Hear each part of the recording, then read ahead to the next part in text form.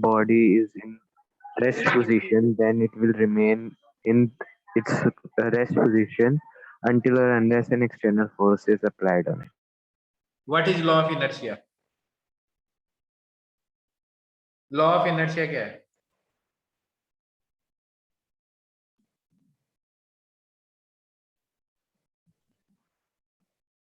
बताओ, बताओगे तभी मेरे को पता चलेगा।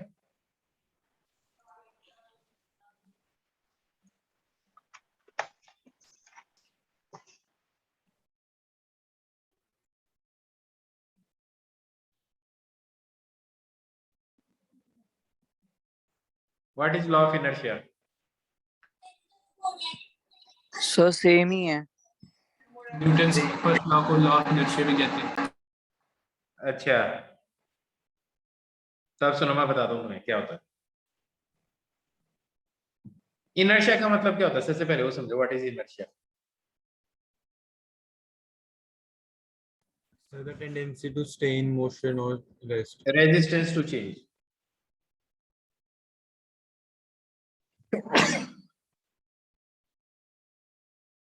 Resistance to change.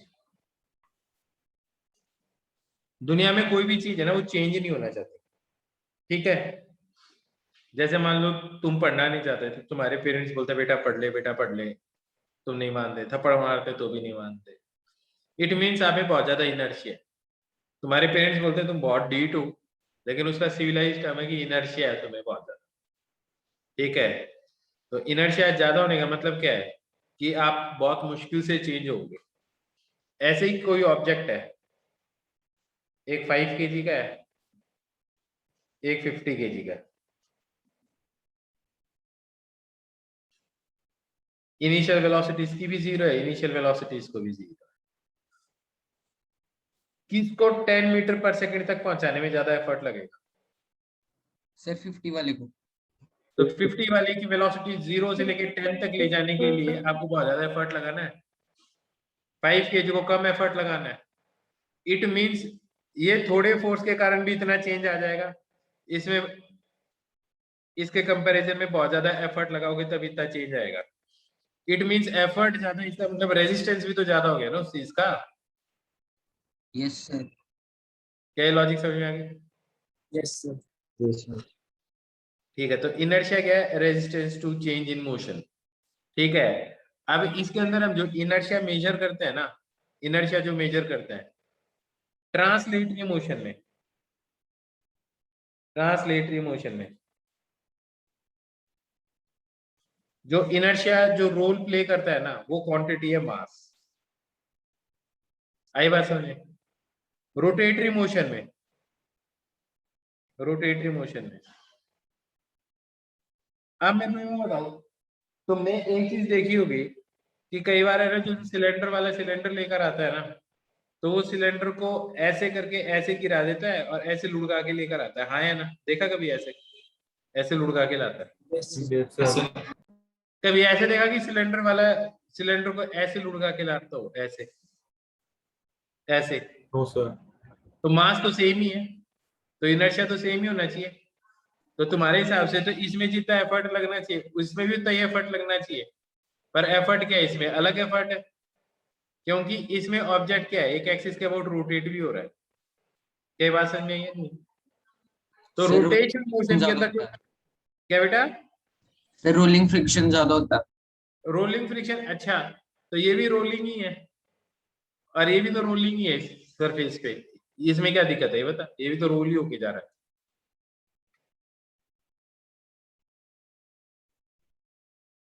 इसके अंदर दूसरी चीज आती है, उसको बोलते हैं moment of inertia.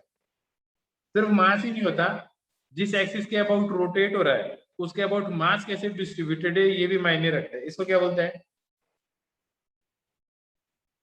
Moment of inertia.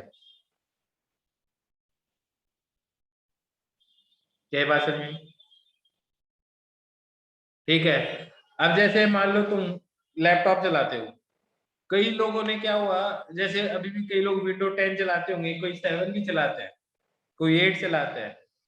तो देखो जो विंडो 7 चलाते हैं ना, वहां पे भी 7 ही चला रहे हैं कई तो, ठीक है? ऐसी सिचुएशन है। क्योंकि हम अपने आप को अपडेट नहीं करना चाहते। अपडेट करने का मतलब हम चेंज नहीं करना चाहते। हम विंडोज 7 में है, ठीक है, हम विंडोज 7 से नीचे, विंडोज 7 के नीचे क्या थी, विंडो एक्सपी थी। तो देखो लोग ना तो विंडो एक्सपी में जाते थे, और ऑब्वियस बात है 7 से ज्यादा फीचर्स 8 में थे, लेकिन 8 पे गए ही नहीं लोग। क्यों? वो चेंज नहीं होना चाहते। बात बैटरी की नहीं है, बात है कि लोग चेंज नहीं होना चाहिए चाहते। सब में एक टाइप का इनर्शिया होता है, तो वो भी इनर्शिया ही है। ये बताओ, इनर्शिया का लिटरल मीनिंग समझ में आ गया? Yes, sir. Yes, sir. है ना? अब देखो तुम एक चीज सोचो, तुम बस में बैठे हो और बस चल पड़ी, तो तुम बताओ किधर जाओगे? पीछे। सर हम वहीं पे रहेंगे. तुम वहीं पे रहोगे, बस आगे आके तुम्हारे सर पे टकराएगी। क्योंकि तुम रेस्ट पे हो, तो तुम रेस्ट में रहोगे ना यार। बस मोशन में आ गई, तुम रेस्ट में रहे, तो जब ये चीज आगे आके आपके सर पे लग रही है, तो आपको लगता है कि आप पीछे जाओ। आप पीछे जाते ही नहीं हो, क्योंकि जो चीज रेस्ट में, वो रेस्ट में रहना चाहती है। एकदम से ब्रेक लग गए, तब क्या होगा?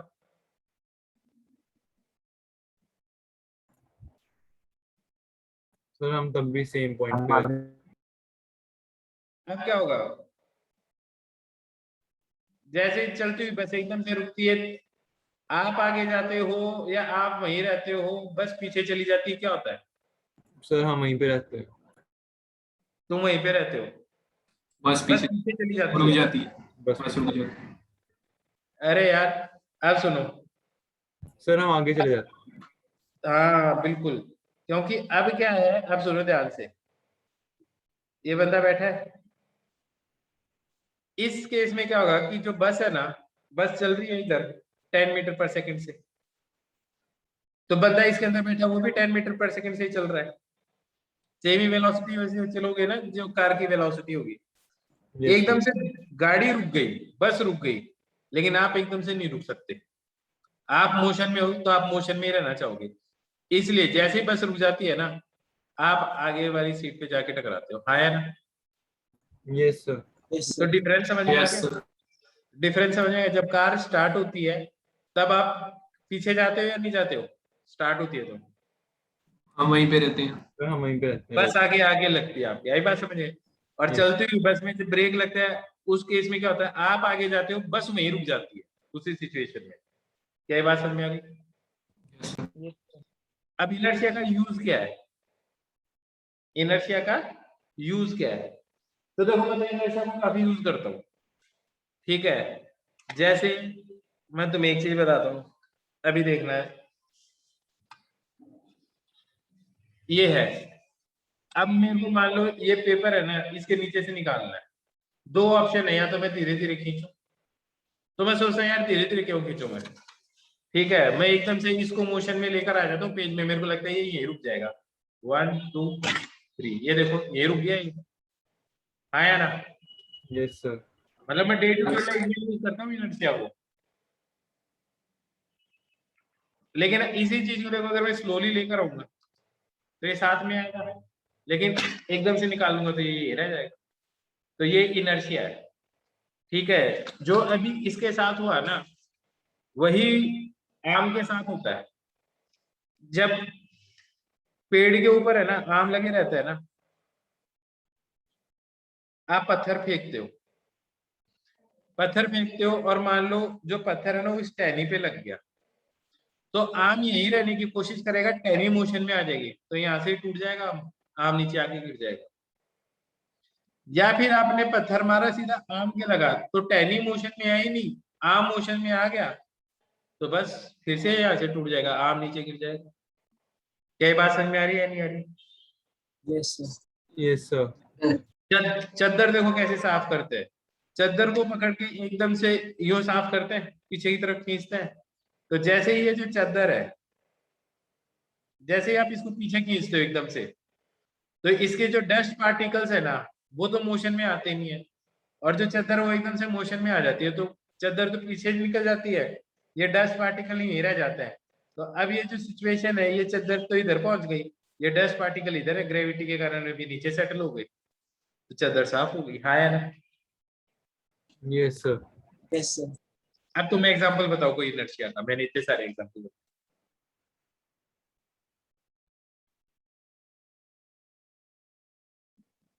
बताओ कोई एग्जांपल।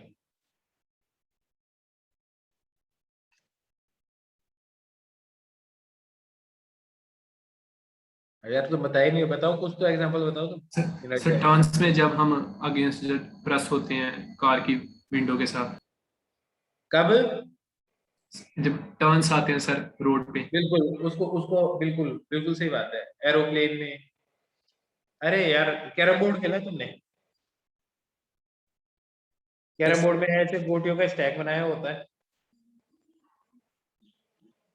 हाँ है ना? Yes, sir. नीचे वाली पे हिट करते हो, नीचे वाली गोटी निकल जाती है, ऊपर वाली ऐसी कैसी रह जाती है, हाँ है ना? Yes. Yes, sir. तो ये नहीं देखा तुमने? कितना बढ़िया एग्जाम्पल है। में ऐसे मैं बोल रहा हूँ, तुम भी सोचो तुम्हारे डे टू डे लाइफ में क्या क्या तुम देख पाते हो जहाँ पे इनर्शिया यूज होता है। अब ये तो समझ में आ गया ना? Yes, sir. सर एक कॉइन और बॉटल कैप अलग होता है। जोर से बोल बेटा। सर एक कॉइन होता है, बीच में नोट होता है, उसके नीचे बॉटल होती है। तो एक, मतलब एक कॉइन होता है, उसके नीचे एक वो हो गया करेंसी नोट हो गया। अच्छा मैं समझ गया, ग्लास वाला एग्जाम्पल। Yes glass sir. है, इस पे एक कार्ड रख दो और उस पे कॉइन रख दो, यही बता रहा है ना? यस इसको सर। एकदम से हिट करो, ये कॉइन इसमें गिर जाता है ना, यही बता रहा है ना? Yes sir.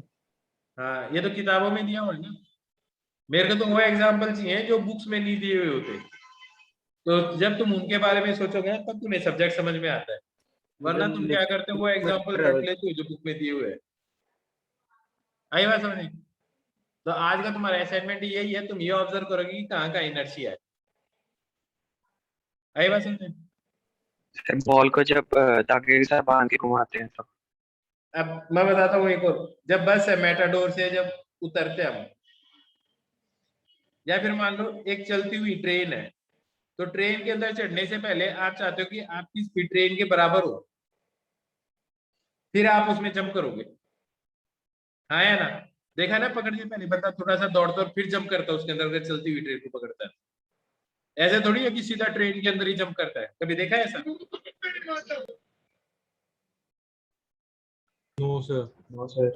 तो वो इसलिए दौड़ते हैं ट्रेन की स्पीड से, ताकि आप उसी मोशन में आ जाओ, ताकि इसके अंदर आओ ना, इसके ऊपर जब आप पहुंचो ट्रेन के ऊपर, ठीक है, तो आप ऑलरेडी उस मोशन में हो, वरना आपका बैलेंस खराब हो जाएगा, आप गिर जाओगे। ऐसे ही जब चलती हुई बस से जब आप उतरते हो, तो मान लो बस इधर है, तो आज बता रहा हूँ, हमेशा जिस डायरेक्शन में बस है ना, उसी डायरेक्शन में आपको जंप करना चाहिए। अगर चलती हुई बस से उतर रहे हो, आप चलती हुई बस के अंदर है ना, कभी उल्टी डायरेक्शन में जाके देखो, तुम्हें मजा आ जाएगा एकदम।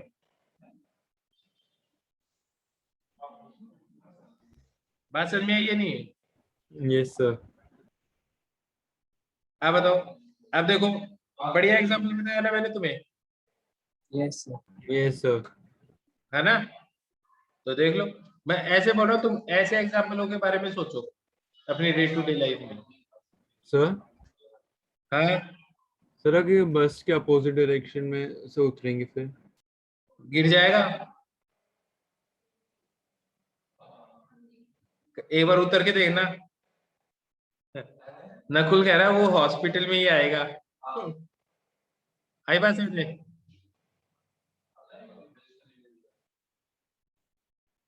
बात समझ में आई या नहीं? Yes, sir. Yes sir. Okay, आगे बता रहा हूँ मैं। समझ में तो आ रहा है ना तुम्हें? Yes, sir. Yes, sir. ठीक है, अब मैं तुम्हें एक चीज बताता हूँ।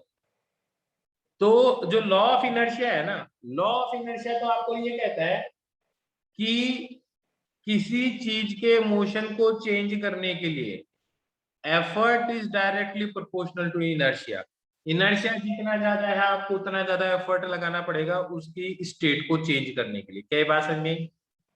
अगर कोई चीज रेस्ट में है तो रेस्ट में रहना चाहिए, अगर वो मोशन में है तो वो मोशन में रहना चाहिए। कब तक?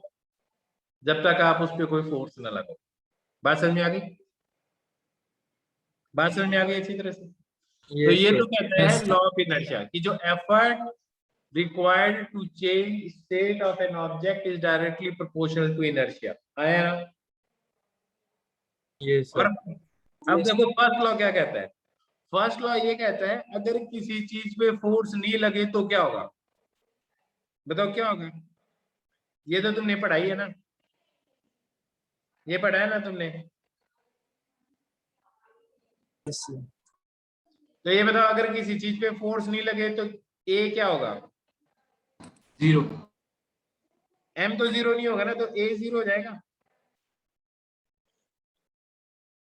अगर ए जीरो है इसका मतलब वेलोसिटी में क्या चेंज है। No change. कोई चेंज नहीं है वेलोसिटी में। अब जब वेलोसिटी में कोई चेंज नहीं है, अगर मान लो इनिशियल वेलोसिटी जीरो है तो फाइनल वेलोसिटी भी क्या होगी। जीरो ही होगी। इसका मतलब जो चीज रेस्ट में है वो रेस्ट में रहेगी, है ना। अगर किसी की initial velocity 10 metre per second है तो फाइनल वेलोसिटी भी सर क्या होगी।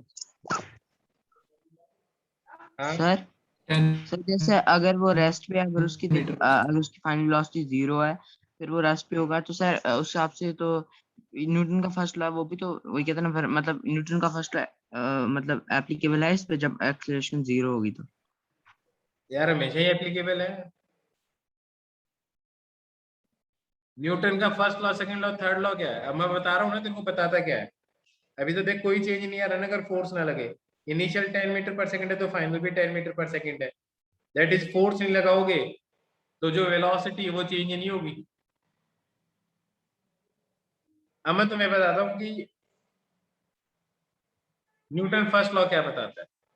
न्यूटन फर्स्ट लॉ बताता है अगर किसी चीज पे फोर्स नहीं लगे तो क्या होगा।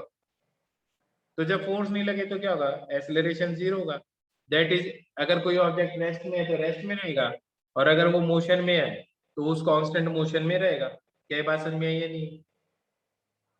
फर्स्ट लॉ समझ में आ गया। क्या बताता है, what happens to an object when no force acts on it, ये बताता है। सेकंड लॉ क्या बताता है, सेकंड लॉ क्या बताता है बताओ।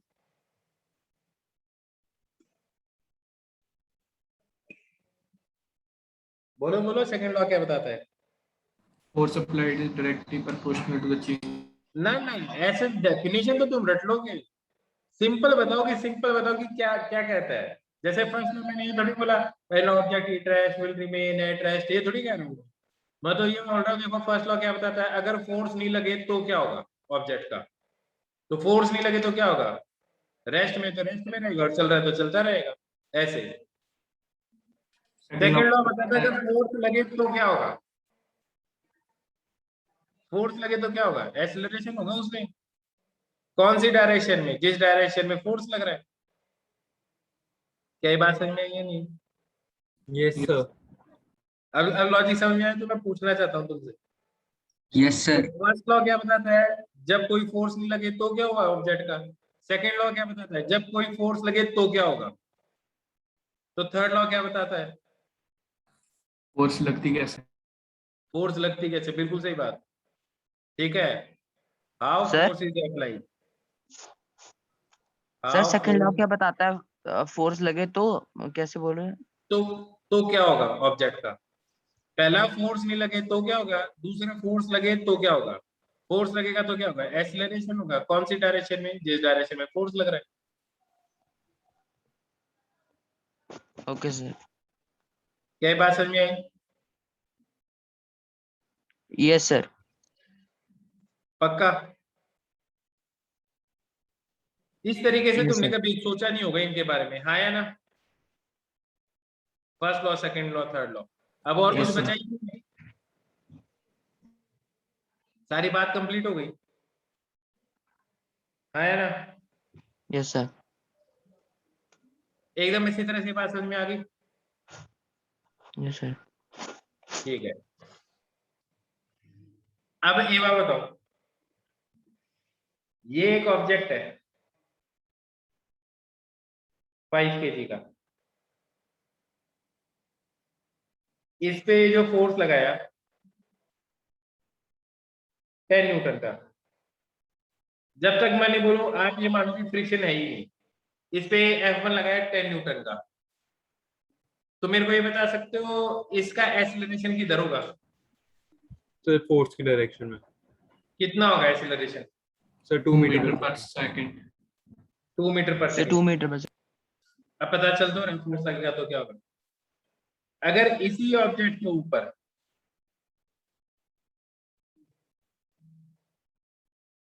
ये फोर्स लगे 50 न्यूटन का, अब क्या होगा? Sir 3 metre per second. तो जो सेकंड लॉ है ना, ये क्वांटिफाई भी है करता है, ये सिर्फ क्वालिटेटिव लॉ नहीं है, ये क्वांटिटेटिव लॉ भी है। ये सीधा सीधा ये बताता है अगर इतना फोर्स लगेगा तो कितना होगा। अभी इनर्शियल नॉन इनर्शियल के बारे में सोचना नहीं है जब तक मैं ना बोलूं। आई बात समझे? सब समझा दूंगा, लेकिन अभी कुछ नहीं सोचना तुम्हें इनर्शियल नॉन इनर्शियल के बारे में, ठीक है? टाइम आएगा उसका भी। तो ये सेकंड लॉ क्या कह रहा है कि फोर्स लगेगा तो कितना एक्सीलरेशन होगा, ये भी बताता है डायरेक्शन के साथ। अभी मेरे को ये बताओ, अगर इसी ऑब्जेक्ट के ऊपर इधर फोर्स लग जाए 5 न्यूटन, अब बताओ इसमें कोई एक्सीलरेशन होगा क्या? Yes sir. यस कौन सर। सी डायरेक्शन में? Sir 10 10 newton. न्यूटन की डायरेक्शन में या 5 न्यूटन की डायरेक्शन में? Sir F4। 10 न्यूटन। 10 न्यूटन की डायरेक्शन में कितना एक्सीलरेशन होगा? Sir sir 5 1 newton. Metre. 1 metre. कितना होगा? Sir 1 newton. तो इसका मतलब तुमने इन दोनों का सम करके क्या चीज निकाल ली है? Net force. Yes sir. तो इसका मतलब ये जो फॉर्मूला है ना F इक्वल टू एम है, ये F क्या चीज है ये बताओ? Sir net force. ये नेट फोर्स है। देखो अभी तुम्हें अपने आप ही समझ में आ रहा है ये नेट फोर्स है, तुम ही बता रहे हो। अब मेरे को ये बताओ, अगर इसके ऊपर मैं इधर लगा दूं 50 न्यूटन फोर्स है, अब बताओ इसका एक्सीलरेशन क्या होगा? 7 मीटर पर सेकंड। ध्यान से देखो। सर 0। क्यों? सर फोर्सेस इक्वल है। नेट फोर्स क्या है? सर 0। बिल्कुल। F नेट अगर 0 होगा, हाँ या ना, इस केस में तो एक्सीलरेशन भी 0 होगा। तो अब आप अपने स्टेटमेंट को, जो फर्स्ट लॉ का स्टेटमेंट है ना, उसको थोड़ा सा चेंज करना पड़ेगा। हम ये नहीं बोलेंगे अगर किसी चीज पे फोर्स नहीं लग रहा हो, देखो इस चीज पे फोर्स लग रहा है, ये भी लग रहा है और ये भी लग रहा है, हाँ या ना। हमें चेंज ये करना पड़ेगा कि अगर किसी चीज पे नेट फोर्स नहीं लग रहा हो तो वो चीज या तो रेस्ट में रहेगी या फिर मोशन में रहेगी, एक स्ट्रेट लाइन में विद कांस्टेंट स्पीड। क्या ये बात समझ में आई है? नहीं? Yes sir. अब पता चल गया ना डेफिनेशन में क्या चेंज आ रहा है थोड़ा थोड़ा। यस ठीक है, बहुत बढ़िया। एक बार बताओ, एक बॉल है 5 kg की, एयर में इसको रिलीज किया, इस पे किधर किधर फोर्स लग रहा होगा? छत पे से एक बॉल को गिरा दिया, इस पे किधर फोर्स लग रहा होगा? नीचे की तरफ से ग्रेविटी डाउनवर्ड। कितना फोर्स लग रहा होगा?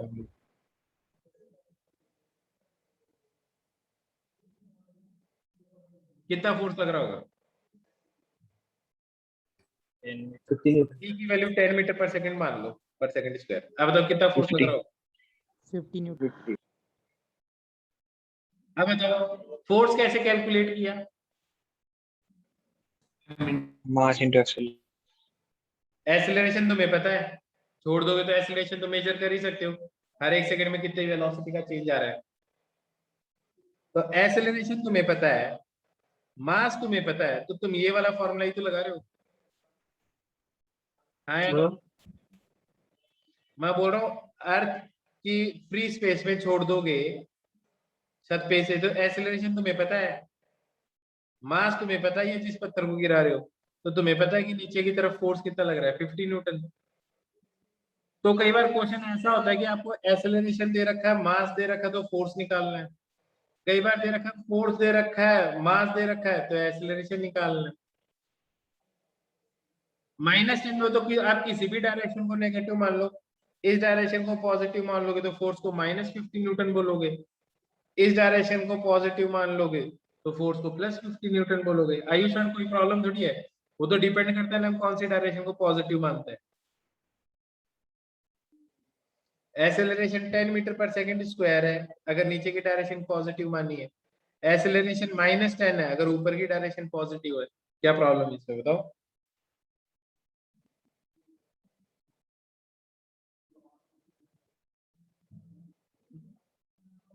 हाँ, वो तुम पे डिपेंड करता है पॉजिटिव मानते हो नेगेटिव मानते हो। अब मेरे को ये बताओ, ये तो मेरे को पता है कि अगर मैं ना ये 5 kg का ब्लॉक है, mg फोर्स इधर नीचे की तरफ लग रहा है, तो इसका एक्सेलरेशन g नीचे की तरफ होगा, इसका एक्सेलरेशन इधर कितना होगा हॉरिजॉन्टल डायरेक्शन में?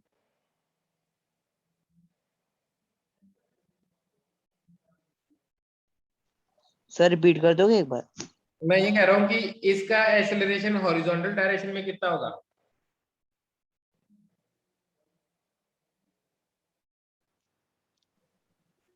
जीरो ही होगा। क्यों? हॉरिजॉन्टल डायरेक्शन में कोई फोर्स ही नहीं लगा रहा। आई बात समझ में? Yes sir. ये बात तो यहां से मैंने एक पत्थर फेंका इस डायरेक्शन में, इस पॉइंट पे ये जो मास था इस पॉइंट पे वेलोसिटी इसकी इधर थी, इसका एक्सेलरेशन किधर होगा? फर्स्ट के अलोंग, सेकंड के अलोंग, या कुछ बीच में थर्ड के अलोंग? कौन सी डायरेक्शन में होगा इसका एक्सेलरेशन? सर सर सेकंड के लॉन्ग। हैं? थर्ड के सर थर्ड। थर्ड के अलोंग। ये बात इधर फोर्स कौन लगा रहा है? ग्रेविटी। इधर ग्रेविटी लगाई मेरे को हिसाब से तो ग्रेविटी तो नीचे की तरफ लगाती है, इधर तो भी लगाती है।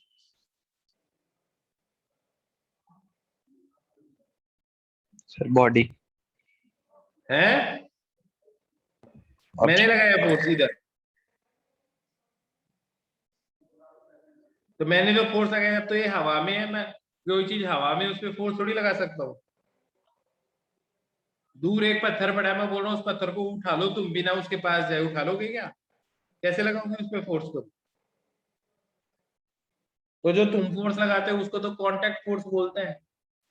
जब तक तुम उसके कांटेक्ट में नहीं आओगे आप फोर्स नहीं लगा सर? सकते। सर लेकिन जब थ्रो किया था सर तब तो कांटेक्ट में था ना। तो उस टाइम उसका एक्सेलरेशन था।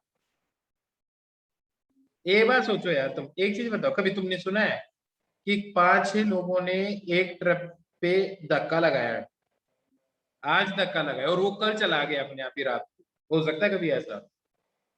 No sir. No sir. तो ऐसी बात ही कर रहे हो मेरे साथ कि मैंने यहाँ फोर्स लगाया था, अब ये मेरे कांटेक्ट में है ही नहीं, ये यहाँ पे, अब मैं इस पे कहाँ पे फोर्स लगा रहा हूँ? तो याद रखो ये जो F = ma है ना, ये एक्सेलरेशन कब है? जिस टाइम पे फोर्स लग रहा है। बात समझ में आई है नहीं है? इंस्टैंटेनियस इक्वेशन है, जिस टाइम पे नेट फोर्स देख रहे हो उसी टाइम पे आपको एक्सेलरेशन देखना है।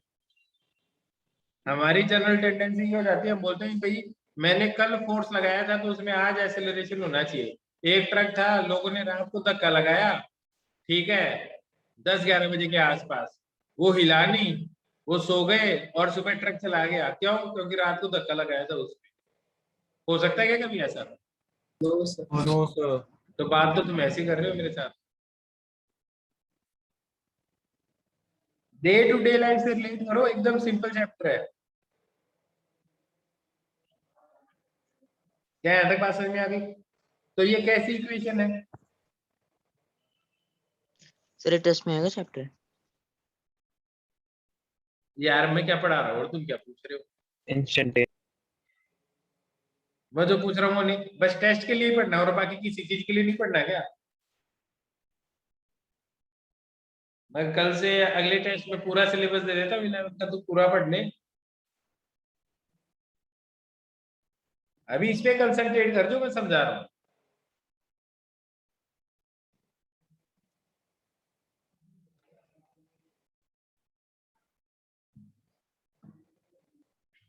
ये नहीं आएगा टेस्ट में, काइनेमेटिक्स तक आएगा। जो लास्ट टॉपिक कंप्लीट होता है मैं वो चैप्टर देता हूँ लास्ट, काइनेमेटिक्स तक जो भी पढ़ा रहा हूँ। अब यहाँ तक समझ में आ गया सबको? Yes sir. Yes sir.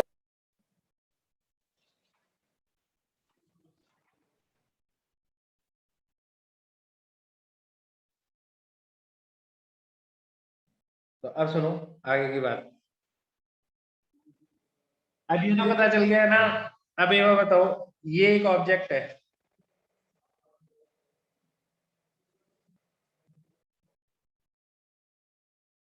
इसका मास है 5 kg, इसका एक्सेलरेशन है 3 मीटर पर सेकंड स्क्वायर। बताओ इस पे कितना फोर्स लग रहा है, नेट फोर्स कितना है इस पे? 5 kg का है पत्थर ये।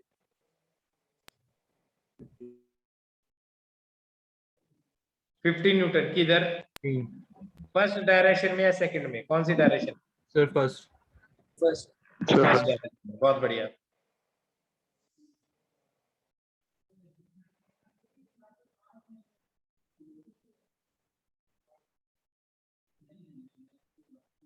अब बताओ इस पे नेट फोर्स किधर लग रहा है? Sir first direction. First direction. ये 3 kg का पत्थर है, कितना लग रहा है? Sir 6 Newton. अभी जो बता रहा हूँ ना इसको याद रखना।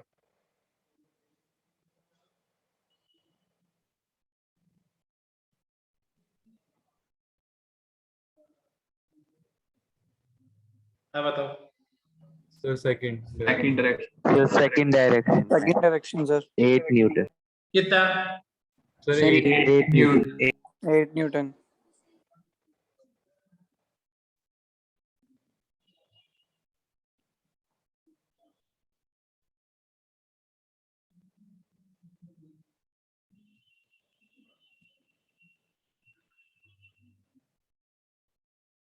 नेट फोर्स किधर लग रहा है? Sir downward. Downwards. Downward. Sir down. कितना? 21 न्यूटन। So 21 Newton.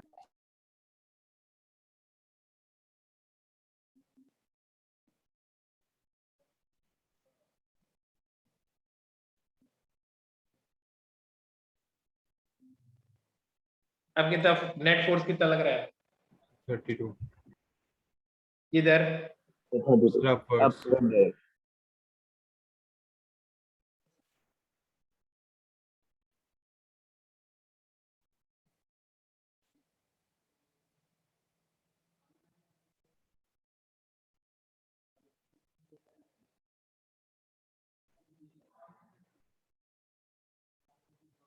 सर हाँ सर जब कोई बॉल को सर हॉरिजॉन्टली सर थ्रो करते हैं सर, थ्रो करने के बाद उस पे फोर्स सर लगता तो है तभी एक्सेलरेशन होता है सर, लेकिन तब तो कांटेक्ट में नहीं होता वो।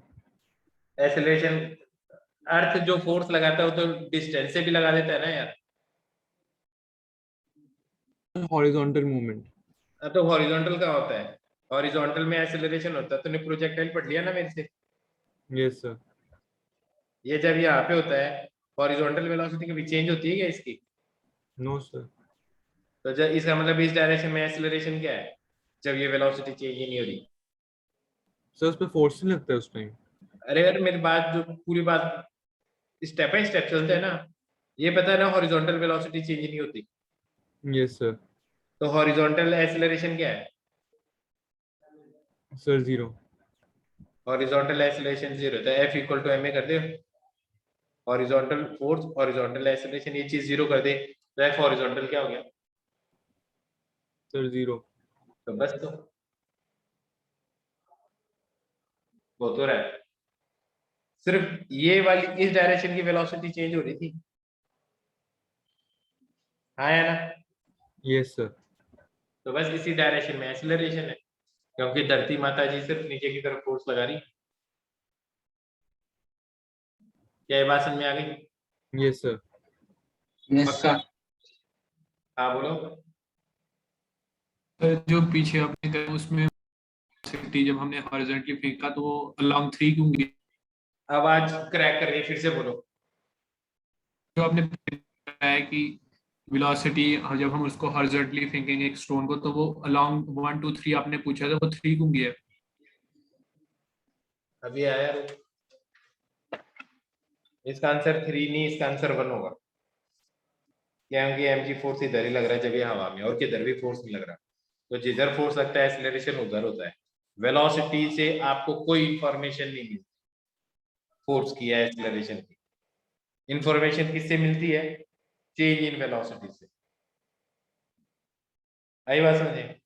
आपकी वेलोसिटी कौन सी डायरेक्शन में चेंज हो रही है? इस डायरेक्शन में, हाँ है ना, हॉरिजॉन्टल डायरेक्शन, वर्टिकल डायरेक्शन में, तो आपका एक्सीलरेशन भी इसी डायरेक्शन में होगा।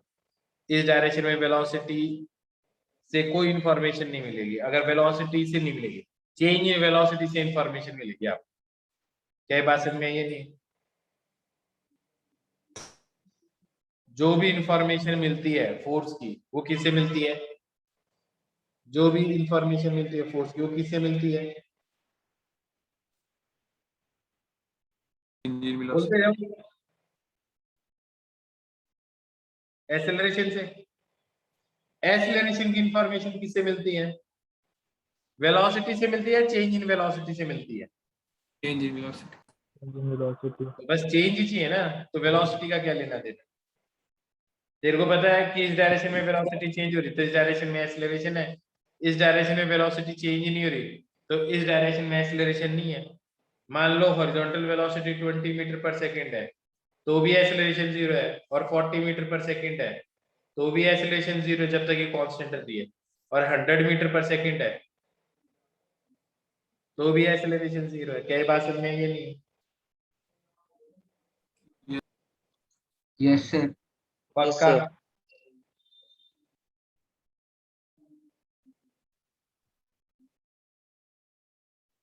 पक्का समझ में आ गया?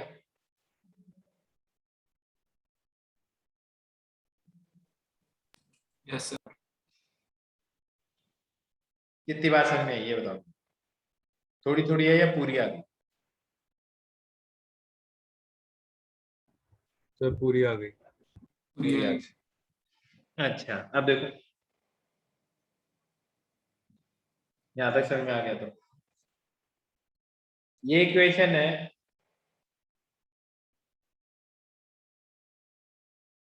यहाँ पे ये क्या चीज है?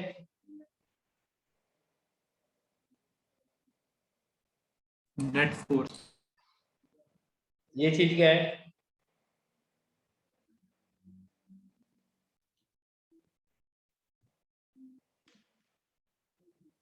अब सुनो, ध्यान से देखो।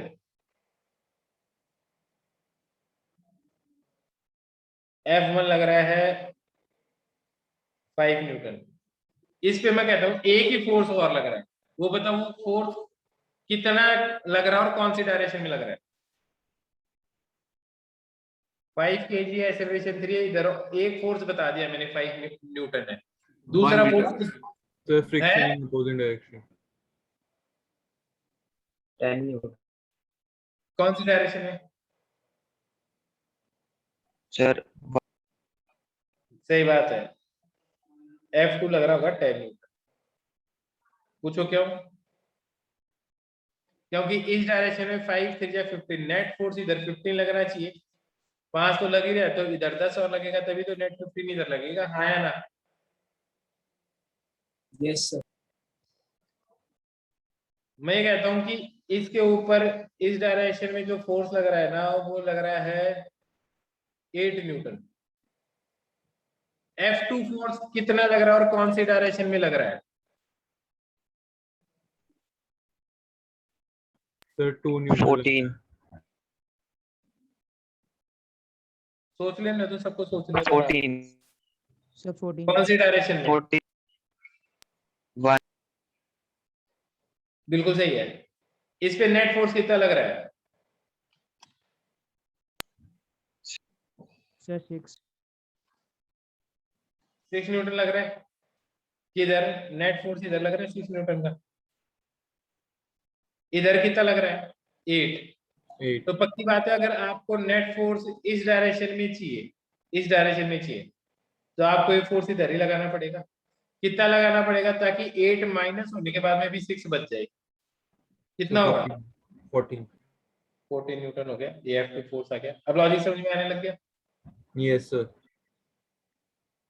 इसमें इस केस में इधर फोर्स लग रहा है F1 equal to 3 Newton. F2 बताओ कितना लग रहा है और कौन सी डायरेक्शन में लग रहा है? Sir 11 Newton. क्यों? 11 टोटल इस पे इधर कितना फोर्स लगना चाहिए? Sir 8 Newton. 8 न्यूटन 8 न्यूटन लगना चाहिए। लग रहा है कितना है? 3 इधर लग रहा है, तो पक्की बात है इधर कितना लगना चाहिए? So 11 Newton. क्योंकि 11 न्यूटन इधर लगने से क्या होगा? 11 माइनस 3 कर दो तो कितना आ जाएगा? 8 Newton. अब तुम्हें बताओ क्या ये बात समझ में आई है? नहीं? Yes sir. यस ये एक ब्लॉक है, रस्सी से पकड़ के ऊपर खींच रहा हूँ इसको। दिस इज फोर्स ऑफ रस्सी और नीचे की तरफ mg फोर्स लगेगा। ये 5 kg है। एक्सीलरेशन ऊपर की तरफ है इसका 3 मीटर पर सेकंड स्क्वायर। अब ये बताओ इस पे नीचे की तरफ कितना फोर्स लग रहा है? mg कितना होगा? 50 न्यूटन होगा mg, जिसको वेट बोलते हैं। ये फोर्स कितना होना चाहिए तुम्हारे हिसाब से? ये F की वैल्यू कितनी होगी जो रस्सी फोर्स लगा रही है? So 65. कैसे पता चला? मास कितना है? So 5 kg. So 3 meter per second. तो नेट फोर्स इधर कितना होना चाहिए? So 15 Newton. 15 न्यूटन होना चाहिए। तो पक्की बात है इधर 15 होना चाहिए नेट, 50 ही है। तो पक्की बात है ये F किसके बराबर होना चाहिए? 65 के बराबर होना चाहिए या नहीं होना चाहिए? Yes sir. यही बात समझ में आने लग गई? Yes sir. एक और एग्जांपल देखो। ये 5 kg है, तो नीचे की तरफ लग गया 50 न्यूटन और नीचे की तरफ इसका एक्सीलरेशन है 3 मीटर पर सेकंड स्क्वायर। हाँ है ना? ये F1 है। F2 बताओ कितना होगा और कौन सी डायरेक्शन में होगा? Acceleration due to gravity g equal to 10 metre per second square है।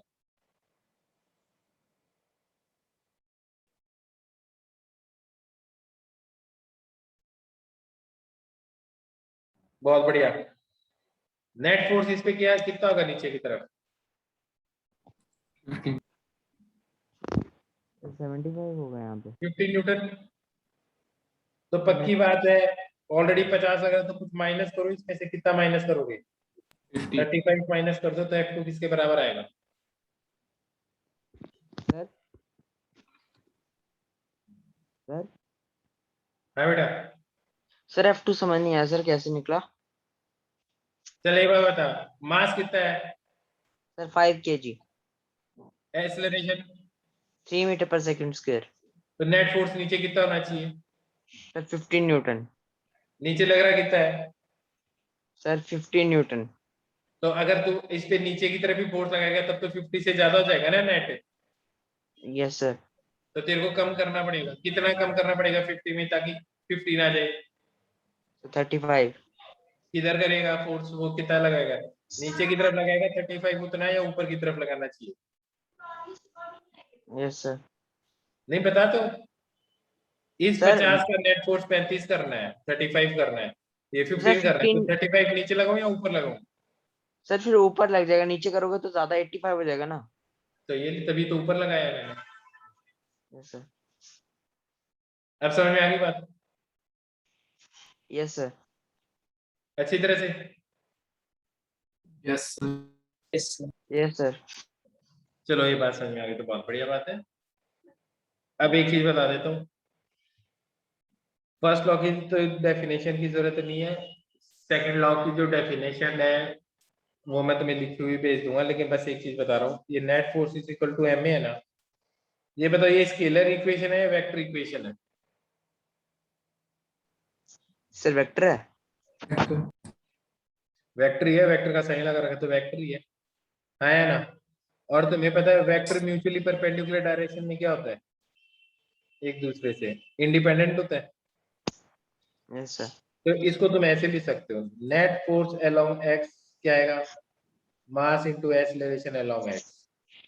नेट फोर्स अलोंग वाई किसके बराबर आएगा, mass into acceleration along y. Net force along z कितना आएगा, mass into acceleration along z. हाँ है ना। Yes sir.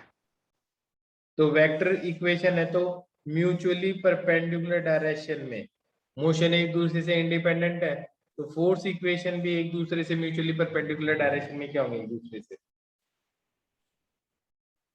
इंडिपेंडेंट होंगे। लिखो, since this equation is a vector equation, चलो न्यूटन सेकंड लॉ लिखो पहले। Newton second law states that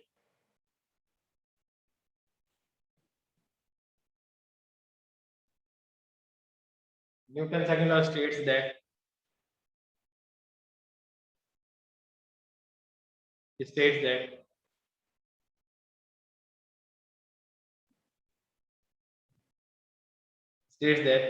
the rate of change of momentum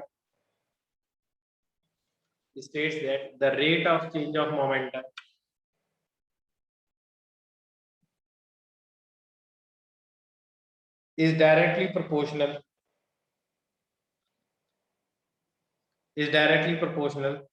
to the force acting on an object, is directly proportional to the net force acting on an object.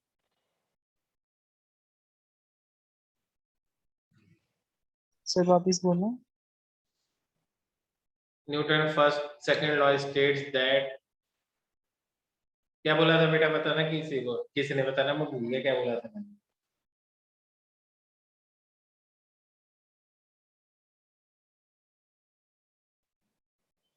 अरे किसी को भी नहीं सुनाई दिया क्या, कोई तो States बता दो। that the rate of change of momentum is directly proportional to the net force acting on the object.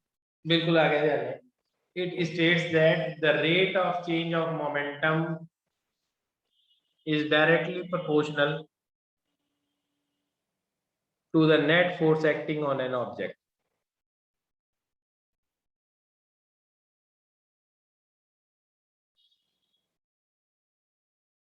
अब इस इक्वेशन पे पहुंचते हैं, 2 मिनट दो मेरे को, देखो अब लिखो मोमेंटम क्या है, अभी इसके साथ में लिख लो मोमेंटम क्या है।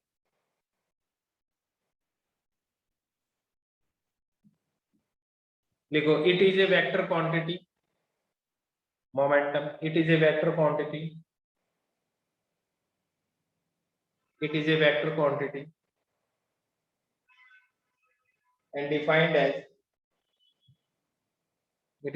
quantity and defined as product of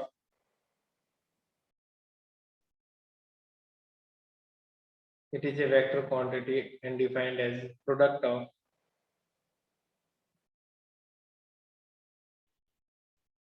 it is a vector quantity and defined as product of mass and velocity.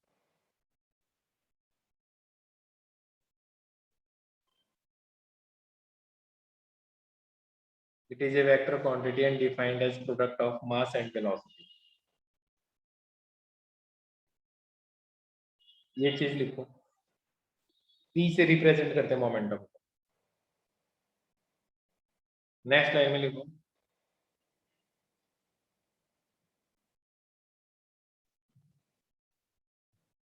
it quantifies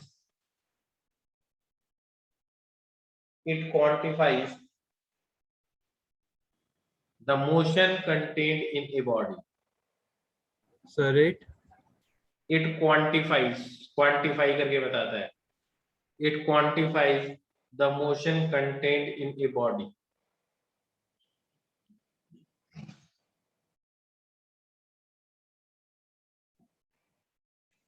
अब मैं समझाता हूँ इस बात का मतलब। It quantifies the motion contained in a body. मेरे को एक बार बताओ, कोई चीज आ रही है तुम्हारी तरफ 20 मीटर पर सेकंड से, दूसरी चीज आ रही है तुम्हारी तरफ 5 मीटर पर सेकंड से, ये है फर्स्ट चीज, ये है दूसरी चीज, कौन सी को रोकना आसान होगा? 5 मीटर। 20 मीटर पर सेकंड से साइकिल आ रही थी और 5 मीटर पर सेकंड से ट्रेन आ रही थी, अब बताओ किसको रोकना ज्यादा आसान होगा? एफर्ट लगा दो सर फर्स्ट। यार। तो तुम्हारा कुछ चेंज कैसे हो गए तुम इतनी सी देर में? हाँ से तो इसका मतलब मोशन चेंज करने का मतलब क्या है? सिर्फ वेलोसिटी से बात नहीं है, दोनों केस में वेलोसिटी तो जीरो ही होनी है। तो तुम देखोगे सिर्फ वेलोसिटी का चेंज देखोगे तो ज्यादा चेंज इसमें आ रहा है, हाँ या ना? यस बात सर। समझ में आई या नहीं? तो जो मोशन डिफाइंड है ना, that is product of mass and velocity. Cycle मान लो है 10 kg की और ट्रेन है मान लो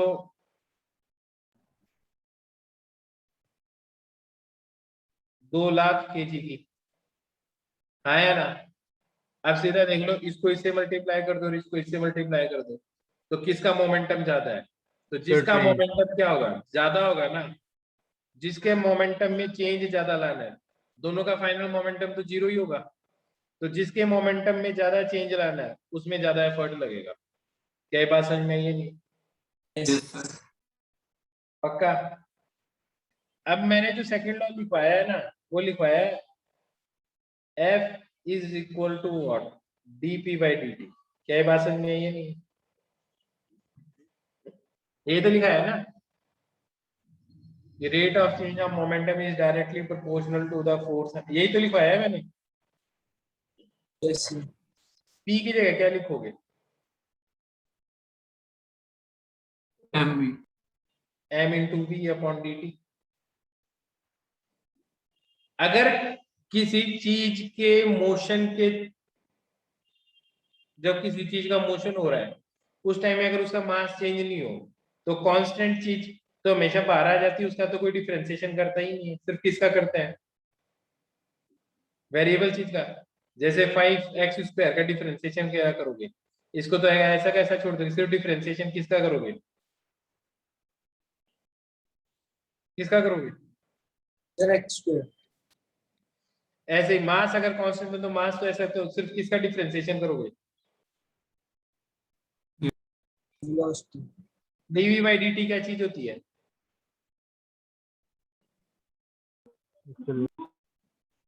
यार dv/dt क्या होता है? Rate of change of velocity क्या होता है? एक्सेलरेशन तो m इंटू ए आ गया। तो ये जो m इंटू ए है ना, ये कब अप्लाई होता है?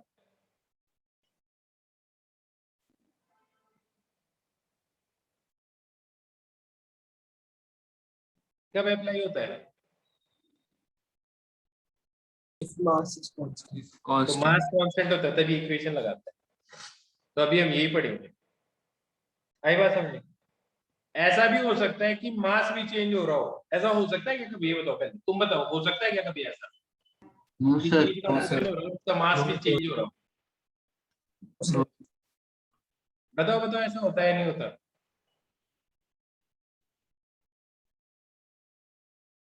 बोलो भाई। No sir.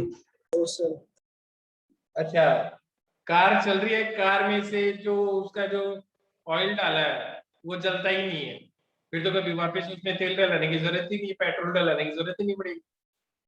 कार चल रही है और उसका पेट्रोल कम होता जा रहा है, मास कम नहीं हो रहा। रॉकेट ऊपर जा रहा है, उसका फ्यूल खत्म नहीं हो रहा, और तुम्हारे हिसाब से फ्यूल का कोई वजन नहीं होता। टैंकर हाँ, तो जर्नली क्या होता है? जर्नली ऐसा ही होता है कि जब चीज का मोशन होता है ना तो उसका मास चेंज होता है। बात समझ में आई है? नहीं? Yes sir. जनरली आई बात समझ में? हम ये आइडियल सिचुएशन पढ़ते हैं, जनरली हम वो केस पढ़ते हैं जिसमें मास कांस्टेंट है, लेकिन डे टू डे लाइफ में वो ज्यादा चीजें मिलेंगी जिनका मास चेंज होता जाता है। क्या बात समझ में आ गई? Yes sir. तो ये चीज लिख लो, ये सिर्फ किसके लिए एप्लीकेबल है? Rate of change of momentum से ही है, लेकिन सिर्फ F इक्वल टू ma कब पड़ता है? जब क्या चीज हो? Mass constant. बस ये लिख लो, इसको लिख लो। आज के लिए इतना ही काफी है। आज जो पढ़ाया वो समझ में आ गया? यस तो बस लिख लो इसको।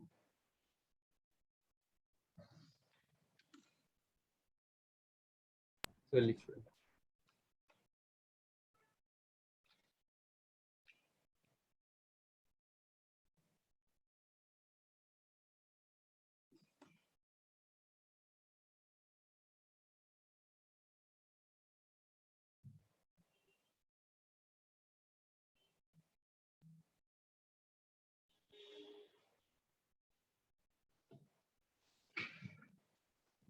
लिख लिया? Yes sir. अरे पिछले लेक्चर में कुछ नहीं पढ़ाया, अगले लेक्चर में पढ़ाऊंगा इनर्शियल नॉन इनर्शियल, मत लो टेंशन, सब बताएंगे तुम्हें।